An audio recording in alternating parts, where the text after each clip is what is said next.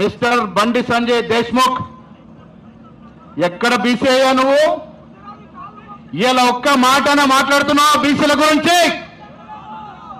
Revanth Reddy Monagadu 42% reservation ఇచ్చింది.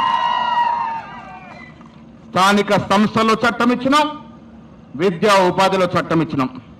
ఒక రెడ్డి బిడ్డ ఉండి రేవంత్ రెడ్డి చట్టాలు తెస్తే మున్నూరు కాపు ముద్దు బిడ్డ అయిన బండి సంజయ్ ఏం చేస్తున్నావా నువ్వు? ఢిల్లీకి వెళ్ళి కిషన్ రెడ్డి కాళ్లకు మడుగులు వచ్చుతావా? కిషన్ రెడ్డి మాటలిని, రామచంద్రరావు మాటలిని బీసీల గురించి మాట్లాడడానికి జంకుతున్నావు. నువ్వేం లీడర్ అయ్యా?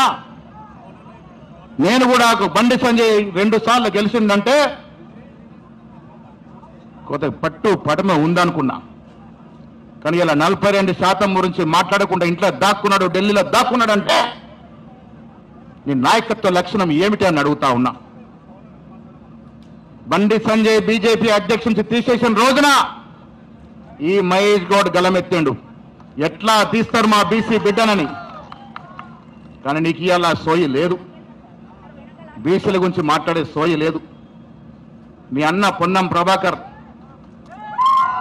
మహేష్ గౌడ్, ఆది శ్రీనివాస్, సురేఖమ్మ, మాతో పాటు రెడ్డి నాయకులైన జీవన్ రెడ్డి, ఎస్సీ నాయకులు లక్ష్మణు, సిఆర్ఎం అందరము బీసీల గురించి కొట్లాడుతుంటే మీరు ముఖం చాటేసుకుని ఢిల్లీలో దాక్కుంటే ఎవరికి అన్యాయం అవుతుంది? బండి సంజయ్ గారు, భవిష్యత్ తరాలకు అన్యాయం చేస్తున్నారు మీరు.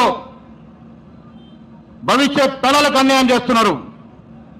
మీకు చిత్తశుద్ధి ఉంటే నీకు కానీ, ఈటల రాజేందర్కి కానీ, మా అరవింద్ కానీ, బీజేపీ ముద్దుబిడ్డ లక్ష్మణ్ కానీ మీకు చిత్తశుద్ధి, బీసీ రక్తం, మీ రక్తంలో బీసీ గుణం ఉంటే 42% గురించి తక్షణమే రేపే మాట్లాడాలి. మీరు బిల్లులు పెండింగ్ ఉన్నాయి మోడీ దగ్గర, రాష్ట్రపతి దగ్గర.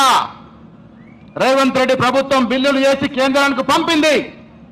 2 బిల్లులు, ఒక ఆర్డినెన్స్ పెండింగ్ లో ఉంటే మీరు ముఖ్యం చాటేసి తిరుగుతున్నారు. ఇది భావ్యమా అని అడుగుతా ఉన్నాను.